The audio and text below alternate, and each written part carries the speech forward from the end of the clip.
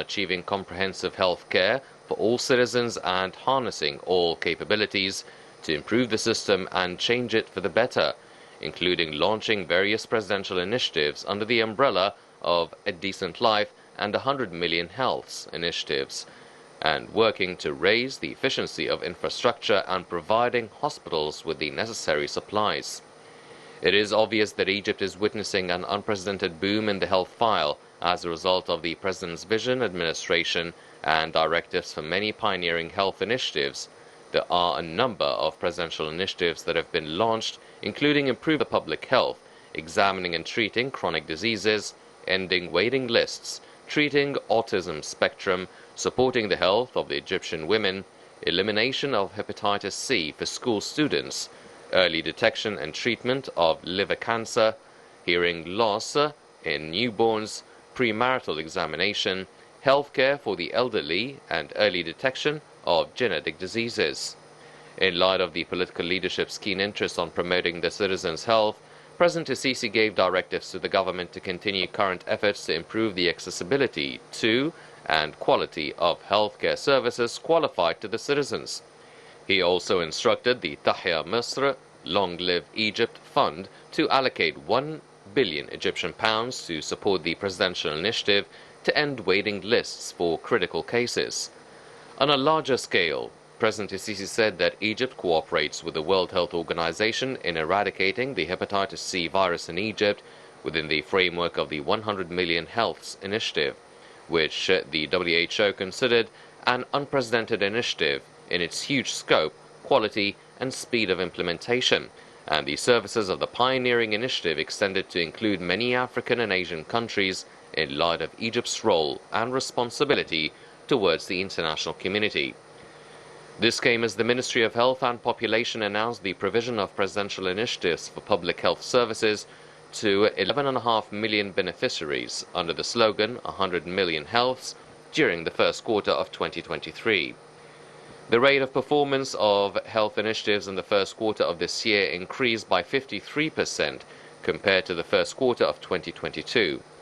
In the same context, Minister of Finance Mohammed Maid said that allocations for the health sector in the next fiscal year, 2023-24, amounts to 397 billion Egyptian pounds, with an annual increase of 30.4%, noting that the constitutional entitlement of the health sector has been fulfilled in the new budget. Maid asserted the government's utmost keenness on expanding medical initiatives that are adopted by the Health and Population Ministry, including the presidential initiatives for supporting investment in health services. Funds have been increased to provide medicines, medical supplies, and raw materials to hospitals affiliated with the Ministry of Health and Health Affairs Directorates in the governorates.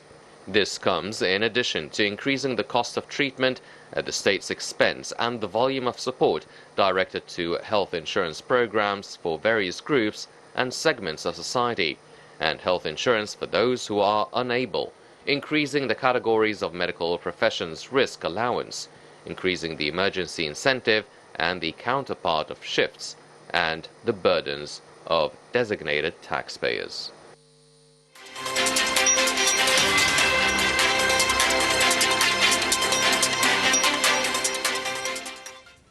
Welcome back, ladies and gentlemen, and now we're joined here in the studio to shed more light on the health sector by Dr. Saeed Abdul Hady, the president of one of the private universities and also the former dean of the Faculty of Medicine at Al Mansoura University. Dr. Abdul Hady, thank you very much for joining us, sir. Oh, thank you for having me, and on this anniversary of Labour Day, so we congratulate all workers both in Egypt and all over the world. Yes, definitely, sir. Now, Dr. Abdul Hady, the health sector, along with the educational sector, have been very high on the agenda over the past few years, and now we're allocating about 397, that's almost 400 billion pounds for the health sector for the year 2023-2024. Right. Now, the health sector in specific was a huge and important sector under the microscope since the coronavirus pandemic and up until now. Before we start talking about the fiscal year 2023-2024 and the 400 billion pounds, how would you evaluate the the sort of transformation of the health sector since, for instance, the coronavirus pandemic up until now? Yeah, that's very good start. I would say the health system in Egypt has done quite well. It has experiences well recognized all over the world. Our performance during the corona pandemic was exemplary. We've done very well, although it came all of a sudden, and many health systems have collapsed, especially in very recognized, well-established health system, as in the UK. I was about in that time, in Italy, in Spain, even in the USA. But we didn't find that form of pressure on the health system because we were a bit prepared, and also the government has done a contingency plan and have offered the support and the money needed. So we passed the corona with the least possible losses of lives and diseases. And the irony that immediately after the corona, while we are recovering, we got into another world-class dispute in the war, which affected the economy. So things moving to things, but now we are recovering, and I hope that the health system will thrive as usual and will achieve its ambition, both in the short term and long term. Yes. Well, some of the initiatives established over the past few years was, for instance, the 100 million healths, the eradication of hepatitis C, also the Decent Life Initiative, which is really working on alleviating the standard of living for all Egyptians, especially in the rural areas and the countryside. Absolutely. And a big part of it was the medical sector. How would you rate the performance of within these major initiatives? Yeah, these major initiatives have very good implication on the life of the Egyptians. I witnessed the launch of the 100 million health services, and followed immediately by the cutting short the waiting list. This is another initiative which costs a lot of money. More than 1.6 or more major surgeries have been done, fully covered by the government. Also the hepatitis C elimination project, but we are a bit not giving the weight of the mega project both in Egypt and beyond, that is the comprehensive health insurance program. It has been moving, although we have mentioned the catastrophic situations of the corona and of the wars and all these kind of things, but we have moved from Port Said to now Old Canal, Governorate, moving it to Luxor, and also in Sinai. So that project will change the life and the service of health in Egypt. I would say we should be focusing all the time that the hope for the future is the comprehensive health insurance system. Of course, every progress, both in social and economic standards, will improve the health of the community. Yes. As you said, the decent life definitely adds better, because health is very sensitive. Health is the outcome of the living standard, of the education, of the income, of the financial status, because if you have all these together, then you can achieve good health. Well, you've mentioned the National Health Insurance System, which started off in Port Said. Now, how soon can we see such a system being implemented throughout the whole country, and what are the main challenges facing the implementation of such a system? Is it financial difficulties? Is it the kind of services, medical services being provided all over the country, or is it how to include more than 100 million Egyptians within this system? I mean, what are the main difficulties or obstacles that we need to overcome to implement it nationwide? Absolutely, this is was called the £1 million question. But may I remind that the oldest health insurance system started in the UK in the year 1947. And it took at least 50 years to become mature and cover the whole country as it is. I would say the UK is now 6 million or so. We are over 100 million. So our colleagues who started this initiative have put a plan gradually to end at 2032. So we are about 10 years from today. I hope, even if it took us longer because of the financial constraints, But that system is not only building healthy facilities, it is building the technology and the mindset and the availability and reshaping the healthcare, because that system is based on the primary healthcare, which we don't have right now. The chair of the primary healthcare, what's called the family doctor or the GP, is very, very limited in our country. It's less than 5% for the time being. In the UK, it covers 80%. So we still have a long way to go to cover the primary healthcare. From the primary healthcare, you will need a file, an electronic file for every single person in this country in a family. And then you will go, the first station will be the GP, then the GP will refer you to the second level. This is the big hospitals in the Ministry of Health, which is spread all over Egypt in a very good distribution. And the second level should refer you to the tertiary. So to set up that, along with the rising cost of the equipment, along with the time and expertise, the staff has to be trained, the introduction of the technology, the building of the system, that's going to take time. But we have to fight for that. The ambition of every physician in this country is to work in a mature, competent healthcare system. Yes. Dr. Abdul Hady, now you've touched upon very critical points. Now, when we speak about almost 400 billion pounds allocated for the health sector for 2023-24, it sounds like a big number. However, as you've mentioned, it is a costly rising sort of sector with the cost of the equipment, the expertise, the time, the actual beds and infrastructure, the hospitals, everything. And we're over 100 million Egyptian citizens. So 400 billion pounds, how are we going to, or how should it be distributed or spent on? Is it the establishment of the national healthcare system? Is it about ending the waiting list? Is it about having more initiatives such as the eradication of hepatitis C, premarital health insurance or services, preventative systems, trying to detect any possible diseases or liver cancer or breast cancer before it actually is a problem? How would we go about spending 400 billion pounds on the health sector? Yeah, that's the dilemma.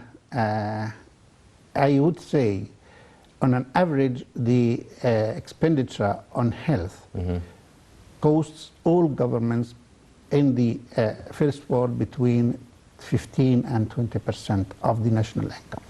So although it looks a very big number, 400, we have never come close to that, at least double over the last 10 years or so. But by international standards, it's still low. As exactly our expenditure on education, although we allocate 4% by our charter to the education, we're still far away from the international standard. Health and education on average cost close to half of the all income in a country. But that's a very big boost to the healthcare system if we allocate 400 billion pounds. Now your question is, when we sit on the table, I was a dean of medical school, and that's very difficult to sort out without a very professional committee. We know that if we invest more in the preventive medicine, we can save money. So every pound we spend on the prevention, I mean screening for the disease, screening for hepatitis, you don't know how the impact of preventing hepatitis C from Egypt on the health care. These people are very sick, they die prematurely, they are out of work. Again, if we look at the initiative for cutting the short of major surgeries, these people are crippled, so you can't cut that one. I would say we're going to expand that one. Looking at the preventive sector, expanding that one, the coverage, the vaccination, as you said, the women's initiative. By the way, I am working in the field of obstetrics and gynecology, so women are now witnessing a very good era. Breast screening, now we're going to cervical screening as well, prenatal care, as you mentioned. All these are very important. A child vaccination, even the health insurance on the children and school children. All these, together with the socio-economic development, will raise the standard of health service and health facilities. But a very strong committee, professional, all know the priorities. We have to prioritize which sector we are going to move.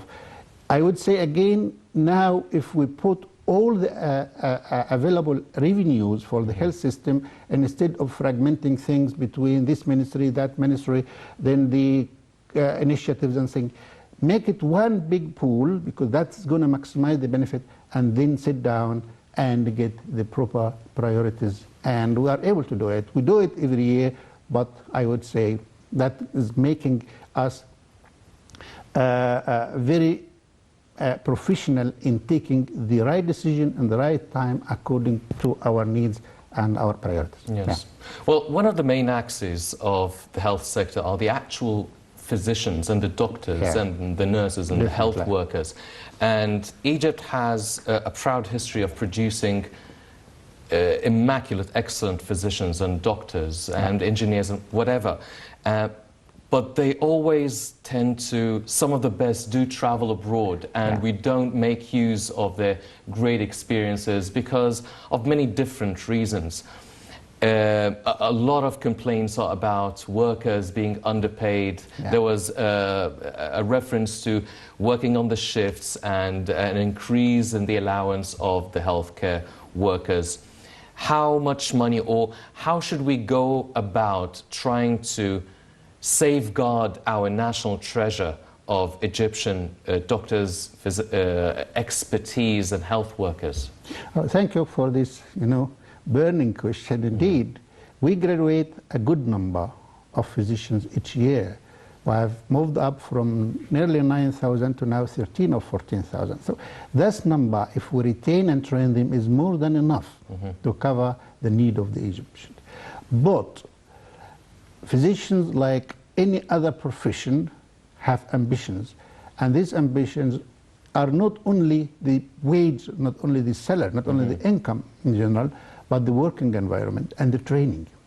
So physicians are hoping for a very competent training, and we're working on that one. Right now, there is a committee working to improve the training and build a one recognized professional career for each body who wants to carry on either in the sector of the university, or academia, or in the Ministry of Health. That's very important, because people move abroad, they want to learn. Without being very well trained, you will never become a good doctor. So that's one. The second is the working environment. As we said, this money, if used properly to upgrade the standard, to give the equipment so physicians can work in a more secure and good environment. Any profession will never feel satisfied unless he delivers his best to the patients. I would be dissatisfied or sad if I work in a situation where I cannot do my best. As you said, the man factor, I would say the Egyptian physicians are among the best in the world. I did work in the UK for 7 years, and all hospitals in the UK have physicians from Egypt. Now it's moved from the UK to Germany, to Canada, Australia, New Zealand. In the Gulf, 6% or more of physicians there are all Egyptians. So again, point to the 3 points. The medical schools are doing well. We have improved significantly the quality of medical education. So this puts our graduates at the level of the international graduate. So it's good in one point, but bad in other point. The good is that our graduates are on the same standard as the UK graduates, as the American graduates. The only proof is that they compete on the international market. They have to go there. Anywhere in the world, they don't pick except the best out of the best. Believe me, not taking Egyptians because they want to go, but because they need them and they know they deliver the job. The bad thing is we lose brains. We lose brains. If we use it as the Indians, I'm a bit fascinated with the Indian experience. Exodus of Indian physicians have gone to the Western Europe and America in the 60s, 70s, and India, when they mature enough, have social and economic, they brought them back. So we would play the game, exactly the same game. Give our young physicians the chance to get best treatment and then make it appealing for them to come back. In this case, you would play the game in a good way. Yes. But graduating physicians, keeping the situation as it is, they will all go away. You cannot stop them because the difference is right now quite big. So again, the working environment, that training and the respect.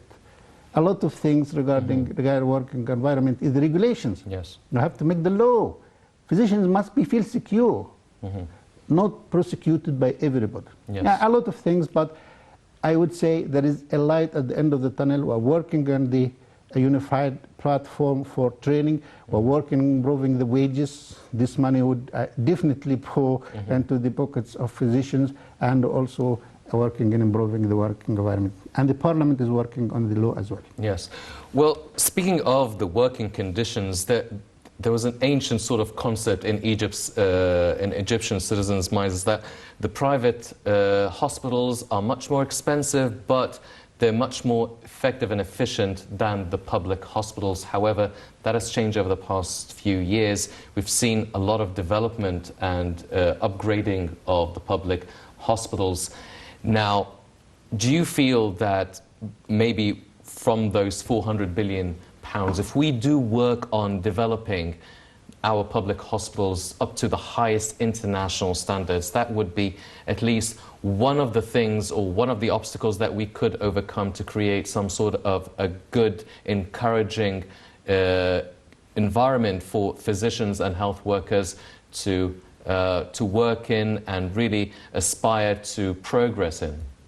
Absolutely. I just would correct that one. The workload in the private sector never comes close to 10% of the practice done within the public hospital.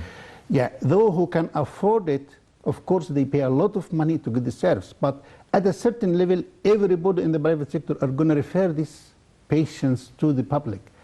The categories and the standard of operations, in particular, we do and perform all over especially the teaching hospital in Egypt, is incomparable to the private sector. Although you get the very famous hospitals and looks very nice, when you go in, system looks okay, but their outcome is like the private, we speak a lot the private education. Private education doesn't cover except less than 10% of the whole sector. So we are missing the big view, the fact that over 90% of the health service in this country is provided by the public sector. The teaching hospitals all over Egypt have now close to 120 hospitals spread all over. All the universities are working. Over 65% of the health service is provided through that one. We are working extremely hard.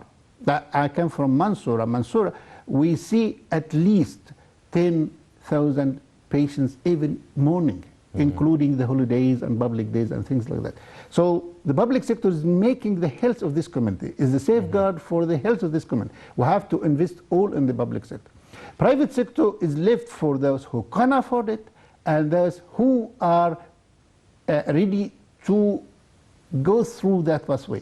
I would say at a certain level, for example, if we're speaking about cancer, which is the most dreadful for everybody, in early stages, we do it privately because the outcome is good. In late stages, we refer to the public hospital. Okay? Again, in every disease, whenever we find that the patient outcome is poor, we refer to the public hospital. So the safeguard for health of this nation is the public and not the private sector. Although we encourage both because this has a role and that has a role. Well, when we talk about the health sector, we always talk about an insurance system, we talk about curing diseases, we talk about preventive medicine, but also a big part of it is the research and development in terms of tests being made, trials being carried out.